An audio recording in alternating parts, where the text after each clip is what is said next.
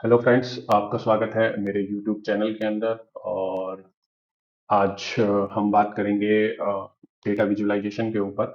तो जैसा कि हमने अपने लास्ट वीडियो में डिस्कस किया था कि बाय यूजिंग द पाइथन हमने एक डेटा एनालिसिस किया था। हमने सीएसवी फॉर्मेट में फाइल को इंसर्ट किया था, देन हमने उसके ऊपर अपना डेटा एनालिसिस कैरी किया था। तो during that that data analysis जो हमने देखा था कि we have used lots of graphs and charts. तो आज हम पर्टिकुलरली उन ग्राफ्स और चार्ट्स की बात करेंगे कि उन ग्राफ और चार्ट्स को हम कैसे यूज करते हैं, किस किस जगह किस तरह के चार्ट्स यूज किए जाते हैं। तो आज के एजेंडा में हम बात करें तो आज के एजेंडा में हमारा एजेंडा यही है कि जो हम डेटा एनालिसिस करते हैं तो उसमें हमारे जो चार्ट्स एंड विजुअलाइजेशन है वो इम्पोर्टेंट क्यों है, उसका लाइक उसकी नीड क्या है वहाँ पे। और जो हम अगर इसमें बात करें कि ये क्यों नीड है, तो आप देखेंगे कि जब हम कोई एनालिसिस करने जाते हैं तो एनालिसिस करते हुए अगर हमें लास्ट में हम बोल दें कि हाँ हमने कंप्लीट एनालिसिस कर लिया है बट स्टिल हमें कुछ इनसाइट नहीं मिल रहा है, तो दैट मीन्स कि उसका एक प्रोबेबल कोज जो हो सकता है वो हो सकता है कि हमने उसको अंडरस्टैंड करने के लिए एक रॉन्ग चार्ट को पिक किया हो। मीन्स कि हमने सही रीजन के लिए, सही एनालिसिस के लिए सही चार्ट पिक किया है कि नहीं, ये that is the important thing. तो हमारा एजेंडे में ये बात यही है कि अगर हम रॉन्ग चार्ट को पिक करते हैं तो there is a high probability कि आपका वो एनालिसिस फेल हो सकता है, राइट। तो अब हमें ये फोकस करेंगे कि हमारे पास कितने तरह के चार्ट्स अवेलेबल हैं, ठीक है, उनको हम किस तरह से यूज कर सकते हैं, उनसे हम क्या इंटरप्रिटेशंस निकाल सकते हैं, तो जिसके बेस पे हम अपनी इनसाइट्स को ड्रॉ कर सकते हैं और फिर फर्दर ऑन जैसा कि हमने लास्ट टाइम वीडियोस में देखा था कि हम उसके ऊपर एक्शन ले सकते हैं। ठीक है।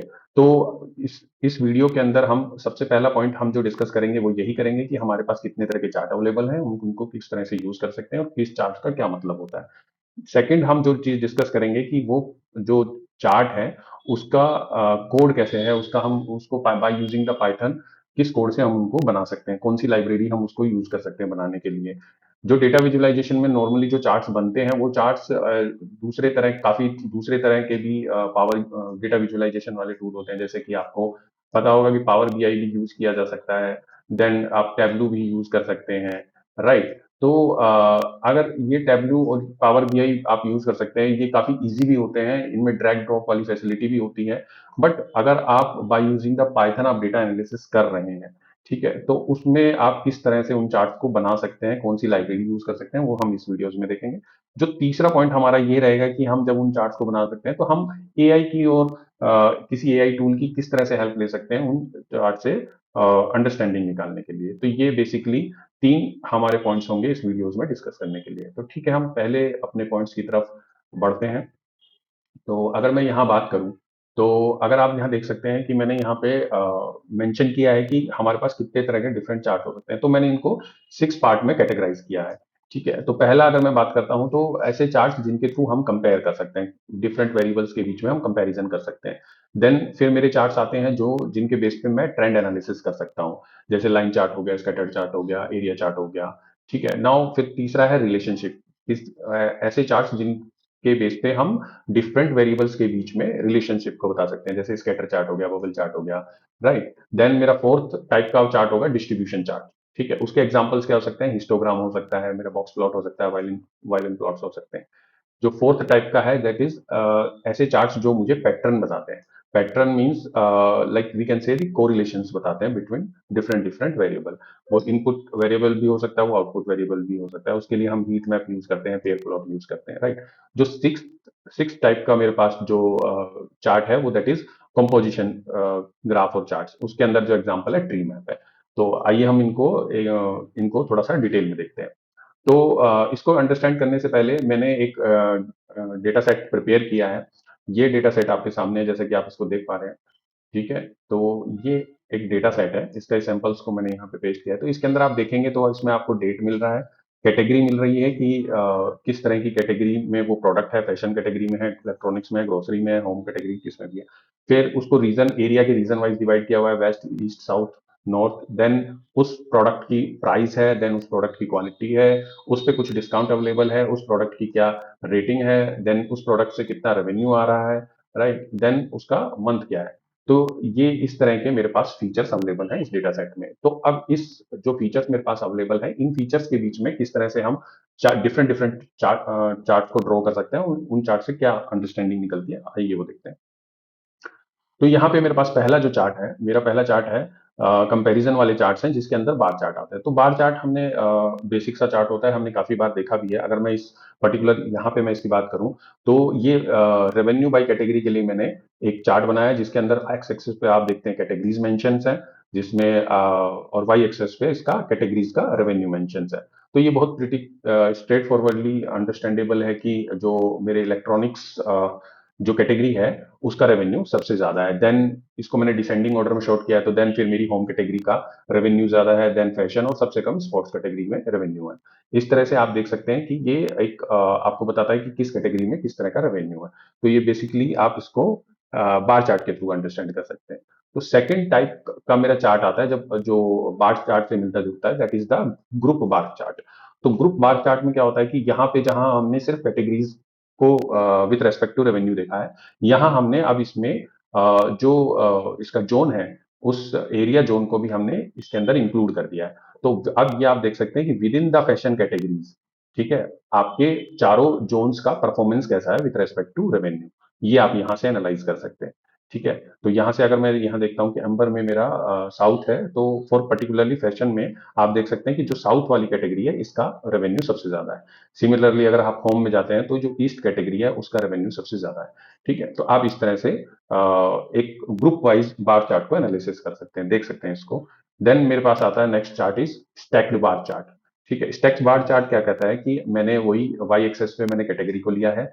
ठीक है, देन मैंने ये लिया है कि अगर मैं पूरे एक इस पूरी कैटेगरी में अगर मैंने इसको जोन वाइज डिवाइड कर दिया है, ठीक है, तो एक पूरी कैटेगरी इलेक्ट्रॉनिक्स के लिए वो उसका कितना शेयर एक किस जोन का कितना शेयर है, right, out of total probability, we can say कि टोटल मेरा 1 है, तो उसमें से उसका कितना शेयर है, राइट। तो ये आप देख सकते हैं कि ये ग्रीन, ये जो इतना 0 से 0.2 तक इतना शेयर ये बता रहा है, ये मेरे ईस्ट का है, देन मेरे नॉर्थ का है, देन साउथ का है, देन ये grey colour for representing the west region.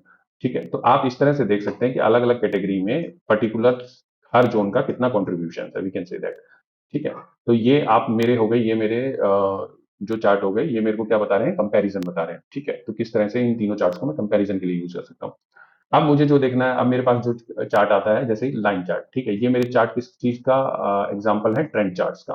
ठीक है, तो अगर आपको ट्रेंड्स को देखना है, ठीक है, तो आप लाइन चार्ट के थ्रू देख सकते हैं। जैसे ये अगर मेरे पास एक्स एक्सिस पे मंथ है, तो मंथ ऑन मंथ मेरे रेवेन्यू का क्या ट्रेंड है, राइट। तो अगर आप देख सकते हैं तो ये मंथ दिखा रहा है 2024 के जनवरी से लेकर जुलाई तक का। तो आप देख सकते हैं कि जनवरी में इसकी वैल्यू लाइक 1,40,000 से अबाउ थी। देन फिर ये आप मार्च के मंथ में ये डिक्रीज हुआ, देन फिर ये ट्रेंड इंक्रीज हुआ, देन ये जुलाई में जाके ये ट्रेंड बिल्कुल कम हो गया। ठीक है, आपके रेवेन्यू का। तो आप इस तरह से आप अपने ट्रेंड को एनालिसिस कर सकते हो। तो ये हुआ मेरा लाइन चार्ट। सेकंड चार्ट है मेरा स्टैक्ड एरिया चार्ट। ये क्या दिखा रहा है, ये दिखा रहा है कि यहाँ पे आपने मंथ लिया, रेवेन्यू लिया, राइट, दो चीज लिया आपने यहाँ पे लाइन चार्ट में, सिंपल।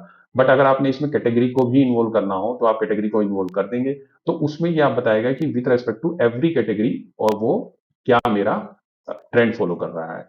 ठीक है, with respect to electronics, fashion, grocery, ठीक है, स्पोर्ट्स, आप देख सकते हैं कि वो किस तरह से मेरी हर एक कैटेगरी क्या ट्रेंड फॉलो कर रही है। ये आप सारी की सारी कैटेगरी सिर्फ इसी एक ही चार्ट के थ्रू देख सकते हैं, राइट। ये मेरे हो गया स्टैक्ड एरिया चार्ट।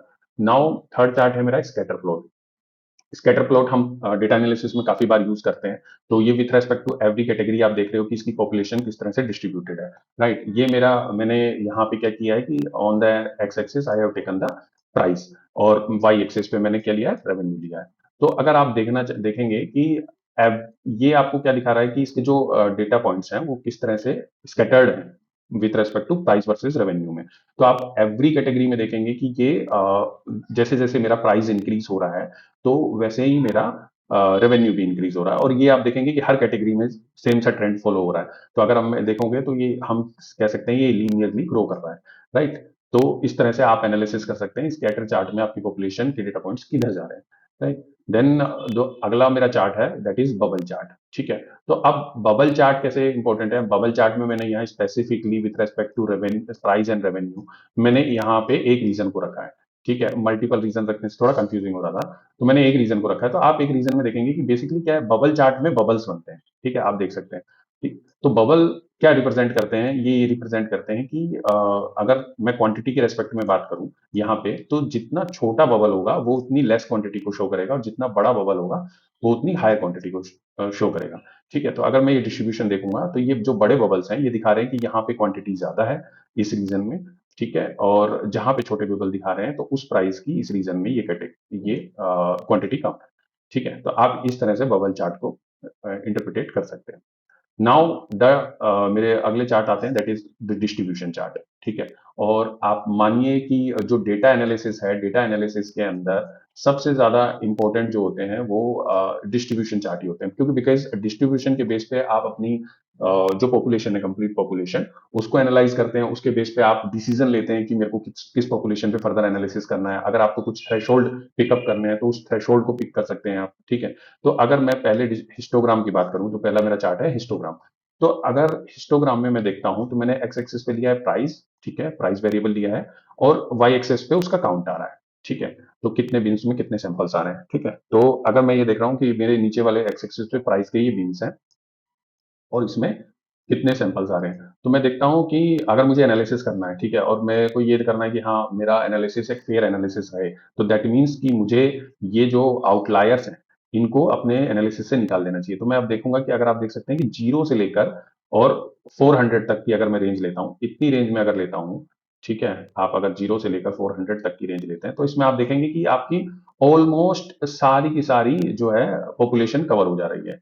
ठीक है, ये सारी पॉपुलेशन आपकी कवर हो जा रही है जो मेजरली इंपॉर्टेंट रोल प्ले करेगी। तो अगर मैं इस इतने पोर्शन पे एनालिसिस करूंगा दैट मींस, यानी ये अगर मेरा लगभग 95-96% भी हुआ, तो मैंने एक हेल्दी सैंपल ले लिया है फॉर माय एनालिसिस। तो आप यहाँ से इस तरह से इसको इंटरप्रेट कर सकते हो। ठीक है, आप जैसे आपको कुछ एनालिसिस ऐसा करना है कि नहीं, आपको कुछ ऐसे सैंपल्स लेने हैं जो जिन पे जहाँ पे जिन बीन्स के अंदर ज्यादा आपके पास नंबर ऑफ सैंपल्स हो, सिर्फ उस बिन तक लेना है, तो आप यहाँ देख सकते हैं कि अगर मैं 200 तक की रेंज लेता हूँ तो 200, जीरो से 200 के बीच में जो मेरा सैंपल साइज है वो हर बिन में अच्छा है। तो अगर आपकी एनालिसिस इस तरह से चाहिए कि आपको ज्यादा सैंपल्स वाले बिन्स चाहिए, तो आप उसको जीरो से 200 तक ले सकते हैं। ठीक है, तो इस तरह से आप अपने हिस्टोग्राम को यूटिलाइज कर सकते हैं। नाउ तो डिस्ट्रीब्यूशन में मेरा अगला जो प्लॉट है दैट इज मेरा वी कैन से ये डेंसिटी प्लॉट हम इसको बोलते हैं। ठीक है, तो जैसे यहाँ पे मेरे नंबर ऑफ सैंपल्स आ रहे थे, काउंट आ रहे थे विथ रेस्पेक्ट टू प्राइस, तो यहाँ पे आप देखेंगे कि आप विथ रेस्पेक्ट टू प्राइस यहाँ पे आपकी उसकी डेंसिटी आ रही है वाई एक्सेस पे। अब यहाँ पे मैंने इसमें कैटेगरी भी इंक्लूड कर दी है। तो अब जितना भी ये आप कलर वाइज देख सकते हैं कि ब्लू कलर में फैशन है, और ये एम्बर में इलेक्ट्रॉनिक्स है, ग्रीन में ग्रोसरी है, रेड में होम है। तो विथ रेस्पेक्ट टू आप कलर देख सकते हैं कि ये आपकी डेंसिटी बता रही है कि कितने से कितने प्राइस के बीच में किस कैटेगरीज की हैवी डेंसिटी है। ठीक है, तो आप जैसे यहाँ देख सकते हैं कि मोस्टली अगर मैं बात करूं तो आई थिंक यहाँ 300 तक सबकी अच्छी खासी डेंसिटी आ जा रही है। ठीक है, ये इसके रेस्पेक्ट में मे भी हो सकता है कि कई बार आपको ऐसा देखने को मिले कि किसी एक पर्टिकुलर कैटेगरी के लिए आप जो ग्राफ है वो इस तरह से आ जाए। ठीक है, तो आप पर्टिकुलरली उस कैटेगरी के लिए बोलेंगे कि उसकी डेंसिटी जो होगी वो अगर आप देखेंगे तो फिर वो उसकी डेंसिटी ऐसे चली जाएगी कि लगभग 150 से लेकर 400 तक के बीच में उसकी हाईएस्ट डेंसिटी है। ठीक है, तो आप इस तरह से इसको इंटरप्रिटेट कर सकते हैं आप डेंसिटी प्लॉट को। नाउ मेरा जो डिस्ट्रीब्यूशन के लिए अगला प्लॉट है दैट इज बॉक्स प्लॉट। ये सबसे इंपॉर्टेंट है, मतलब बहुत यूज करते हैं और बहुत अच्छी चीज है। तो अगर आपको इसको यूज करना आ रहा है तो ये बहुत अच्छी बात है। अगर आप देखेंगे कि यहाँ मैंने कैटेगरी एक्स एक्सिस पे कैटेगरी लिया है, वाई एक्सिस पे रेवेन्यू लिया है, और हर एक कैटेगरी का मैंने एक बॉक्स प्लॉट ड्रॉ किया। तो अगर मैं आपको बॉक्स प्लॉट के लिए बारे में एक सीधा सा सिंपल रीजन बताऊं कि अगर इसको थोड़ा सा मैं एनालिसिस डिटेल में बताऊं, तो अगर आप बॉक्स प्लॉट इस तरह से देखेंगे, ठीक है, तो ये एक किसी भी एक फीचर का डिस्ट्रीब्यूशन है। ठीक है, तो इसके अंदर ही क्या होता है, जैसे फीचर मेरा कोई भी मान लो, जैसे अगर ये मैं फैशन को ही मान लूं, ठीक है, कैटेगरी, और इसमें से फैशन को भी देख, तो ये बताएगा कि मेरे जीरो से लेकर, ठीक है, मेरी 100 परसेंटाइल तक सैंपल किस तरह से डिस्ट्रीब्यूटेड है वो इसको दिखाता है। ठीक है, तो मेरी ये 0 परसेंटाइल ये वाला पॉइंट होता है सबसे, ये मेरी 25th परसेंटाइल होती है, ये मेरी 5th परसेंटाइल होती है। ठीक है, ये मतलब ये इसको मैं मीडियन भी बोलता हूँ। ठीक है, और ये मेरा 75th परसेंटाइल होती है, और ये मेरी 100th परसेंटाइल होती है। ठीक है, तो इस तरह से आप देख सकते हैं। तो अब इसमें पता चलेगा कि आपके सैंपल किस तरह से डिस्ट्रीब्यूटेड है। अगर कुछ आपके पॉइंट इधर भी आ रहे हैं, से सपोज अगर मैं इसको रेगुलर ले लेता हूँ, अगर आपके सैंपल कुछ इधर भी आ रहे हैं और इधर भी आ रहे हैं, आपकी 100 परसेंटाइल के उधर जा रहे हैं या जीरो से इधर हो रहे हैं, ठीक है, या तो आप ये कह सकते हैं कि ये जो मेरे पॉइंट्स हैं, ठीक है, ये जो मेरे पॉइंट्स हैं, ये मेरे पॉइंट्स होंगे आउटलायर्स। इनको मैं क्या बोल देता हूँ, आउटलायर्स।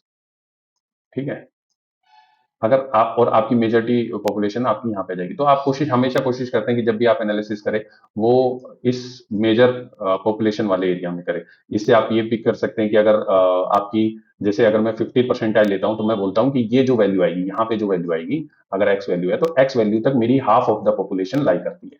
ठीक है, तो अगर कोई आप एनालिसिस करते हैं उसमें आपको कट लेना है कि आपको किस कट के ऊपर आप डिसाइड करेंगे कि यस और नो। ठीक है, तो आप एटलीस्ट ये सोचेंगे कि मेरी हाफ ऑफ द पॉपुलेशन जिस वैल्यू पे आ जा रही है उसको मैं एज ए थ्रेशोल्ड पिक करूं।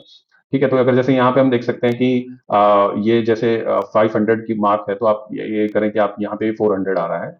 ठीक है, तो आप इसका मीडियन देखेंगे 400 तक आ रहा है, इसका थोड़ा कम की साइड आ रहा है, ये थोड़ा हायर साइड है, 480 होगा, 450 होगा। ठीक है, तो इस तरह से आप इसको एनालाइज कर सकते हैं बॉक्स प्लॉट को। नाउ मेरा अगला अगला प्लॉट है, that is violent plot. Violent plot भी सेम काइंड ऑफ चीज करता है कि आपको ये आपकी विड्थ दिखाता है। वायलेंट प्लॉट में हम क्या देखते हैं कि विड्थ देखते हैं कि कहाँ पे उसकी विड्थ ज्यादा है, किस पॉइंट के अंदर। तो ये जैसे रीजन के रेस्पेक्ट में अगर मैंने रेटिंग दी हुई है, ठीक है, तो आप ये देख सकते हैं कि 4 रेटिंग पे किसकी विड्थ ज्यादा है, किस रीजन की ज्यादा है। यहाँ ऑलमोस्ट सेम सी है तो इतना डिफरेंट नजर नहीं आ रहा, बट अगर होगा तो आपको दिखेगा कि किस रेटिंग पे आपकी किस किस रीजन की विड्थ ज्यादा है। नाउ मेरे अगले प्लॉट्स हैं कोरिलेशन प्लॉट्स। तो कोरिलेशन प्लॉट्स में आप देखेंगे कि पहला मेरा हीट मैप आता है। ठीक है, तो अगर मैं हीट मैप की बात करूं, ठीक है, तो हीट मैप में क्या होगा कि आप देखेंगे कि ये मेरे एक्स एक्सिस पे भी सेम ही वेरिएबल दिखेंगे, वाई एक्स पे भी सेम ही दिखेंगे। ठीक है, price, quantity, discount, revenue, rating और सेम चीज इधर। ठीक है, तो अब आप ये देखेंगे, अगर मैं यहाँ से स्टार्ट करूंगा, ठीक है, तो ये ऐसा दिखता है कि अगर आपको प्राइस देखना है तो प्राइस का आपको ये देखना है कि इसके साथ कितना है। ठीक है, तो इधर प्राइस है, इधर प्राइस है, यानी प्राइस का प्राइस के साथ ऑब्वियसली वन ही होगा, कोरिलेशन कंप्लीट होगा। ठीक है, देन फिर आपको ये देखना है प्राइस का इसके क्वांटिटी के साथ कितना है। ठीक है, तो प्राइस का क्वांटिटी के साथ देख रहे हैं कि नेगेटिवली 0.014 कोरिलेशन है। ठीक है, फिर आप प्राइस आप देखेंगे, प्राइस का आप नीचे डिस्काउंट्स के साथ देखेंगे। ठीक है, तो डिस्काउंट के साथ देखेंगे तो दैट इज 0.04। ठीक है, ये भी बहुत कम कोरिलेशन है। फिर जैसे आप प्राइस का देखेंगे आप ठीक है, आप ये प्राइस का देखेंगे आप ये नीचे रेवेन्यू के साथ में। ठीक है, तो इसका कोरिलेशन आ रहा है मेरा 0.06। ठीक है, तो यानी ये प्राइस और रेवेन्यू हाईली कोरिलेटेड है। देन सेम सेम आप प्राइस का जो है ये आप रेटिंग के साथ में देखेंगे। ठीक है, तो इस तरह से आप कोरिलेशन मैप को, हीट मैप को रीड कर सकते हैं। तो सेम जैसे अभी विद रेस्पेक्ट टू प्राइस देख लिया, अभी तो आप विद रेस्पेक्ट टू क्वांटिटी देख सकते हैं, डिस्काउंट देख सकते हैं, रेवेन्यू देख सकते हैं और कोरिलेशन निकाल सकते हैं कि कौन सी चीजें कौन सा वेरिएबल किस वेरिएबल के साथ हाईली कोरिलेटेड है, लेस कोरिलेटेड है। सेम चीज आपको पेयर प्लॉट में मिल जाएगी। ठीक है, अब अगर आप पेयर प्लॉट को लेके चलते हैं तो सेम चीज आपको मिलेगी, वही आपको इस तरह से देखना है कि क्वांटिटी प्राइस के साथ कैसा है। ठीक है, क्वांटिटी का इसके क्वांटिटी के साथ कैसा है, ये डिस्काउंट के साथ कैसा है, रेवेन्यू के साथ कैसा है। तो आप इसको पेयर प्लॉट से भी देख सकते हैं। नाउ जो मेरा नेक्स्ट ग्राफ है दैट इज ट्री मैप। ठीक है, इसको हम कंपोजिशन चार्ट्स भी बोलते हैं। तो इसको आप देखेंगे तो आपको समझ में आएगा कि अगर मेरी ये कंप्लीट पॉपुलेशन है, ठीक है, ये मेरी एक कंप्लीट पॉपुलेशन है, तो उसके अंदर मैंने क्या लिया है, उसको अंदर मैंने एक रेवेन्यू लिया है और विथ रेस्पेक्ट टू कैटेगरी लिया है, रीजन लिया है। तो किस कैटेगरी का किस रीजन में कितना रेवेन्यू है। ठीक है, अगर मैं देखता हूं कि वेस्ट कैटेगरी में इलेक्ट्रॉनिक्स का 0.68 लाख का रेवेन्यू है। ठीक है, तो आप देखेंगे कि ये 68 लैक्स काफी ज्यादा है। अगर मैं हाईएस्ट की बात करूं तो ये जैसे होम होम रीजन में, सॉरी, होम कैटेगरी में ईस्ट रीजन के अंदर ये 0.69 लाख रेवेन्यू है। तो ये आप देख रहे हैं कि सबसे हाईएस्ट है इसमें, कैटेगरी रेस में। तो इसका जो बॉक्स बना होगा इसके अंदर वो सबसे बड़ा दिख रहा होगा आपको। ठीक है, तो ये सबसे बड़ा दिखा है। अगर इसका सबसे सबसे कम रेवेन्यू वाला देखेंगे हम, ठीक है, तो अगर आप जैसे ये 31 ये वाला है सबसे कम, राइट राइट। तो अगर मैं देखूं तो ये जो स्पोर्ट्स कैटेगरी का साउथ के अंदर जो रेवेन्यू है मेरा, ठीक है, वो रेवेन्यू मेरा 0.31 लैक्स है। ठीक है, तो इसलिए ये सबसे कम है, तो दिखेंगे कि इसका बॉक्स सबसे कम है, यानी आउट ऑफ टोटल इसका जो पार्टिसिपेशन है वो सबसे कम। तो ये मेरे 6 टाइप के मेरे ग्राफ्स हो गए, राइट। अब ये ग्राफ हो गए हैं, अब हम चलते हैं कोड की तरफ कि ये जो हमने ग्राफ्स बनाए हैं इन ग्राफ्स को हम किस तरह से बना सकते हैं। ठीक है, तो अगर मैं अपनी नोटबुक्स पे आ जाता हूँ, तो ये मैंने अपनी जुपिटर नोटबुक ओपन कर ली है। ठीक है, तो जैसा कि आपको पता ही है कि हम एनाकोंडा में जाके जुपिटर नोटबुक ओपन कर सकते हैं। लास्ट टाइम हमने देखा कि कैसे हम सीएसवी को डाल के एनालिसिस कर सकते हैं। ठीक है, तो आज अगर मैं देख रहा हूँ तो आज मैं ये देखता हूँ कि मैंने अभी यहाँ पे इसके लिए जो डेटा सेट मैंने आपको अब विद रेस्पेक्ट टू चार्ट दिखाया था, सेम डेटा सेट है। इसको प्रिपेयर करने के लिए जैसे मैंने नमपाई और पांडास लाइब्रेरी ली है, और डेटा विजुअलाइजेशन के लिए पाइथन में सीबोन और मैटप्लॉटली, ये दो लाइब्रेरीज मेजरली यूज होती हैं। इनके अलावा भी है शेपली भी है, फोलियम भी है, वो भी होता है। बट मोस्टली अगर चार्ट्स की बात करें तो चार्ट्स के अंदर आपको शिमोन और मैटप्लॉटलिब में आप मैक्सिमम काम आपका हो जाता है। ठीक है, तो नाउ अगर मैं इस कोड को रन करता हूँ, इसमें कुछ नहीं है। जैसे PD data range function use किया हुआ है, पीडी डॉट डेटा फ्रेम से डेटा फ्रेम बनाए हुए हैं। देन नमपाई लाइब्रेरी को यूज कर रैंडम फंक्शन यूज करके रैंडमली डेटा इंसर्ट किया हुआ है कॉलम्स के अंदर। ठीक है, तो अगर मैं इसको रन करता हूँ, ये रन होगा। ठीक है, और यस, तो ये डेटा फ्रेम आ गया। कुछ इस तरह का ही डेटा फ्रेम मैंने आपको चार्ट के साथ दिखाया था। ठीक है, तो ये अब अगर मैं इसमें कोड की बात करूं तो कोड जैसे ये आपने एक ग्रुप बाई करके आपने रेवेन्यू बना लिया कैटेगरी के साथ में, और उसको जो ये एस एन एस है, ये मेरी सीबोन लाइब्रेरी है। ठीक है, मैं इसका एब्रिवेटिव फॉर्म यूज कर रहे हैं जो हमने यहाँ मेंशन किया है कि इंपोर्ट सीबोन एस एन एस। तो एस एन एस में जो बार प्लॉट का ऑप्शन है उसमें डेटा में आप डेटा फ्रेम पास कर सकते हैं। एक्स एक्सिस पे क्या लेंगे आप वो मेंशन कर सकते हैं, वाई एक्सिस पे क्या लेंगे वो कर सकते हैं। देन एस्टिमेटर लिखा हुआ है, देन ऑर्डर जो हमने ऊपर ग्रुप बाई करके बनाया है उस ऑर्डर को फॉलो किया हुआ है। ठीक है, देन ये पीएलटी रोल टाइटल करके हमने टाइटल डाला है। तो मैं अगर इस कोड को रन करता हूँ तो आप देखेंगे जो हमने वहाँ बार चार्ट देखा था वो बन के आ गया है यहाँ पे। ठीक है, तो सेम आप सी बोन लाइब्रेरी को यूज करते हुए बार प्लॉट बना दे रहे हैं आप। ठीक है, नाउ अब जो हमने ग्रुप चार्ट बनाया था, ठीक है, उस ग्रुप चार्ट के लिए हमने क्या किया है कि यहाँ पे हमने एक्स एक्सिस और वाई एक्सिस ही लिया था। यहाँ पे डेटा फ्रेम लिया था। अब हम यहाँ करेंगे कि data frame X axis Y axis के साथ एक पैरामीटर होता है हुई, उसको भी हम रीजन डाल देते हैं, यानी वो रीजन को और ऐड करके आपको बार प्लॉट बोलेगा, जिसको हम ग्रुप ग्रुप बार प्लॉट भी बोल देते हैं। ठीक है, तो ये मेरा इस तरह से बन के आ गया। ठीक है, अब अगर अगर मैं इसको क्या कहते हैं, जो हमने स्टैक वाइज किया था तो उसके लिए मैंने पाइवट टेबल का यहाँ पे यूज किया है, और पाइवट टेबल को यूज करके आपने एक पूरा फंक्शन बना दिया जिसको आपने पास कर दिया है। ठीक है, तो अगर मैं इसको रन करता हूँ तो आपको ये स्टैक प्लॉट बन के आ जाएगा। ठीक है, नाउ अगर आप सिमिलरली आप सीबोन से लाइन प्लॉट बना सकते हैं। ठीक है, आप और सेम आपको देखेंगे कि अगर मैं इसमें क्या बोलते हैं एरिया प्लॉट बनाना है, तो फिर मैंने वही पाइवट लगा के इसको पाइवट में सेव कर लिया, देन इसको प्लॉट में पास कर दिया। ठीक है, तो ये आपको इस तरह से आपका एरिया प्लॉट बन गया। देन ये मेरा S N S dot scatter plot से मेरा स्कैटर प्लॉट बन जाएगा। ठीक है जी, हमने जो देखा। देन अगर आप में देखेंगे कि स्कैटर प्लॉट है, और हाँ, स्कैटर प्लॉट में जैसे मैंने पर्टिकुलरली बबल प्लॉट बनाना था, तो उस बबल के लिए मैंने क्या किया था कि पर्टिकुलर एक रीजन ले लिया था ताकि वो ना हो। ठीक है, तो इसमें साइज के अंदर यहाँ क्वांटिटी डाली है और साइज को आपने ये पैरामीटर सेट किया जिस वजह से वो बबल में कन्वर्ट हो जाएगा आपका स्कैटर प्लॉट। ठीक है, तो ये आपका बबल में कन्वर्ट हो गया। देन फिर आपका हिस्टोग्राम प्लॉट है, तो सी बोन से आप हिस्ट प्लॉट करके लेंगे तो आपको हिस्टोग्राम बना देगा। इसके अंदर आप बिन्स मेंशन कर सकते हैं, किसी जिस वेरिएबल का हिस्टोग्राम देखना है आप उसको मेंशन कर सकते हैं, डेटा फ्रेम मेंशन कर सकते हैं। ठीक है, तो ये आपका जैसे हिस्टोग्राम बन गया। ठीक है, देन आप अगर इसमें मैं देखता हूँ तो ये मेरा डिस्ट्रीब्यूशन प्लॉट बन जाएगा। इसके लिए केडीई प्लॉट करके ऑप्शन होता है सी बोन के अंदर। ठीक है, तो ये मेरा डिस्ट्रीब्यूशन प्लॉट बन गया। देन अगर मेरे को बॉक्स प्लॉट बनाना है तो S N S dot box plot, इसके अंदर मैं अपने एक्स एक्सेस और वाई एक्सेस और डेटा फ्रेम को पास करूंगा। ठीक है, तो ये मेरे को बॉक्स प्लॉट बना देगा जो हमने वहाँ पे देखा। देन फिर S N S seaborn में ही वायलेंट प्लॉट का ऑप्शन है, तो आप सी बोन लाइब्रेरी से ये वायलेंट प्लॉट भी बना सकते हैं।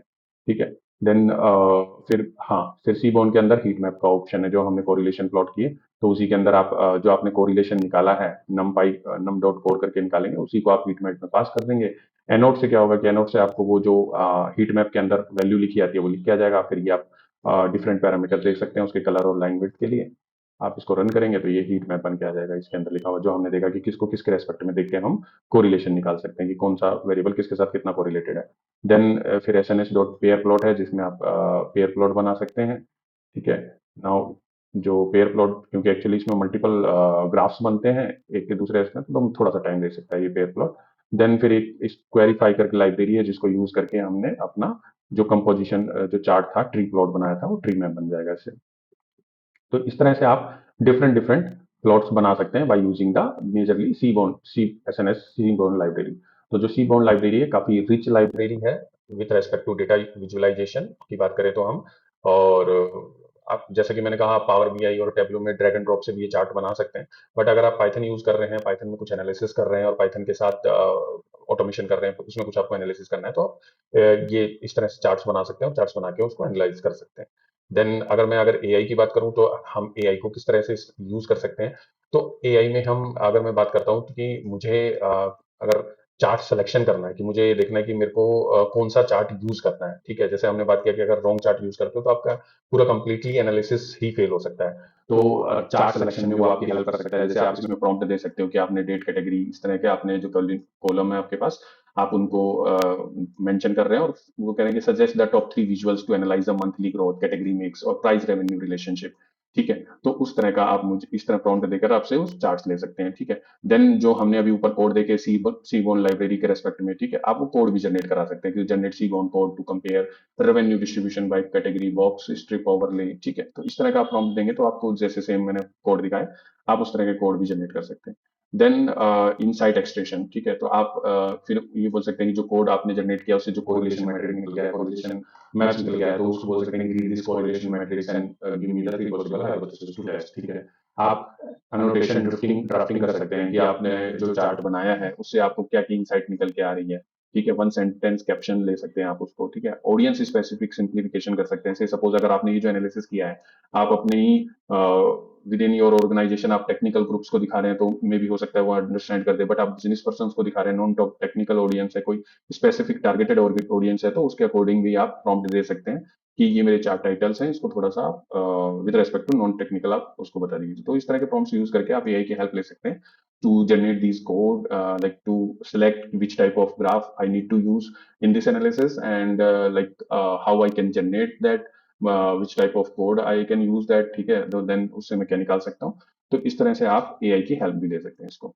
ठीक है, तो ये आज का एजेंडा हमारा कंप्लीट हुआ। हमने आप यहाँ पे जैसे हमने बात किया था कि हमने 3 टॉपिक्स को इसमें कवर किया कि किस तरह के चार्ट्स होते हैं, किस तरह से हम इंटरप्रिटेट निकाल सकते हैं, किस कोड से हम उनको जनरेट कर सकते हैं और एआई की हम किस तरह से हेल्प ले सकते हैं।